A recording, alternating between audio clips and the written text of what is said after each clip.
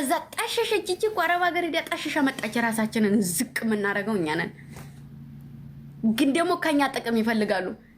እቺ እኮ ጣሸሻ እዛ ሰው ሀገር ሄዳ ምን አርጓት የለ እንዴ እንባላለን።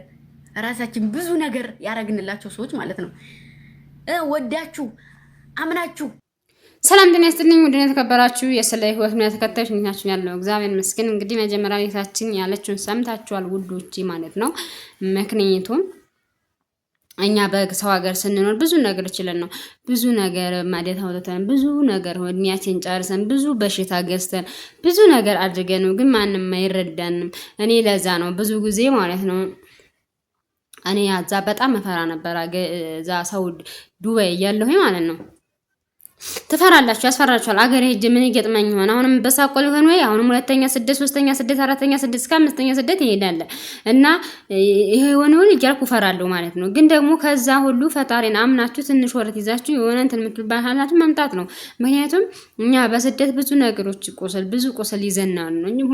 ማንም ሰው እንደ ፎቶ ስንፖስት አርቲፊሻል ፎቶ ስንትፈስ በቃ ተመችቷት የለ የከሌ ልጅማ እንትን ነው ያለው ምናምን ነው የምንባል፣ ግን ማንም አይረዳን ሙዶች ማለት ማንም አይረዳም። እውነቷን ነው እህታችን ያለችው።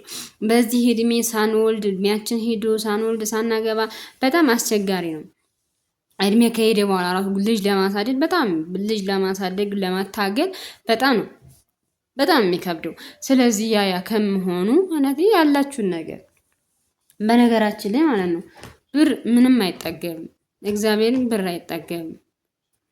በቃ ይሄን ነገር አይናራኩ ስትሉ ይሄ ይጎላል፣ ይሄን ሆነ ይሄ አነሰ ስትሉ ሌላ ይጎላል፣ ይሄ ሆነ ስትሉ ሌላ ይጎላል። በጣም አስቸጋሪ ነው።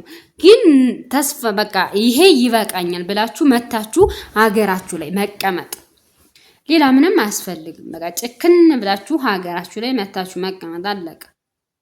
እኛ ብዙ ጊዜ ስበሳችን አንረዳዳም። አገር ቤት መተን እንደገና አልቅሰን እንደገና ስደት እንሄዳለን። ለምን እንዴ? እዚህ ሀገር ብዙ ያደረጋችሁለት ሰው ማለት ነው እዛ ሀገራችሁ መታችሁ እስቲ የ5 ብር ካርድ ሙላልኝ የ5 ብር ካርድ ሙላልኝ ብትሉ ታይሞላላችሁ።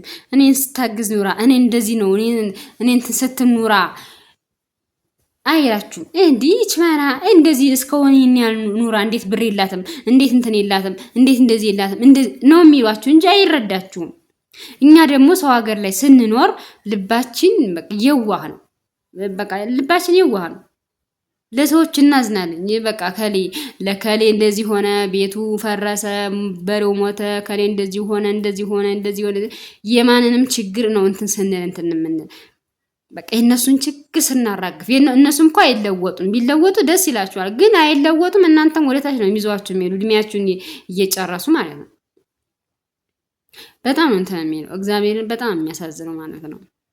ስለዚህ እኛ ለራሳችን ማወቅ አለብን ለራሳችን እና ደግሞ አንዳንድ ሰዎች ማለት ነው እንዳቅማችሁ መኖር ትችላላችሁ። ሁሉም ሰው እንዳቅሙ እንደየቤቱ ነው የሚኖረው። እግዚአብሔር እንደየቤቱ ነው። እናንተ እንደየቤታችሁ ትኖራላችሁ።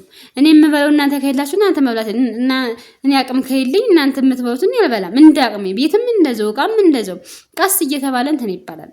ግን እኔ እርግጥ እኔ እንትን እምላችሁ ማለት ነው እግዚአብሔርን እኔ ቤት እቃ መታችሁ እዚህ ግዙ አልላችሁም። ማሽን ማለት ነው በእውነት ማሽን ራሱ እኔ ለሽንኩርት ምናምን አላመጣው ነበር ስግ እንትን ስል ማለት ነው 3000 ነው ያሉኝ ማለት ነው። በዛው ነው ለደረቅ ምናምን ለዚህ ለደረቅ ራሱ እንደዚህ 2000 ነው ያሉኝ። 5000 ኢትዮጵያ አምጥታችሁ ለማክፈል ይከብዳችኋል። እዛው እያላችሁ ግን ለምንም ስለምታወጡ ያነ እንትን ያላችሁም አይከብዳችሁም። ስለዚህ ካርጎ እንደምብለን ጨክናችሁ ማድረግ ነው ያለባችሁ ማለት ነው። ጨክናችሁ እግዚአብሔርና አንሶላ ስንት ነው? ብርድ ልብስ ስንት ነው? በጣም ከባድ ነው። እኔ አሁን እዛው ለካርጎ ለመጫኛ ብቻ አሁን እዛ ዱባይ ማለት ነው ከ100,000 ብር በላይ ነው ብቻ ነው ኢትዮጵያ ሳይጨመር ማለት ነው። ግን ያመጣሁት እቃ ከዛ በላይ ነው። ምክንያቱም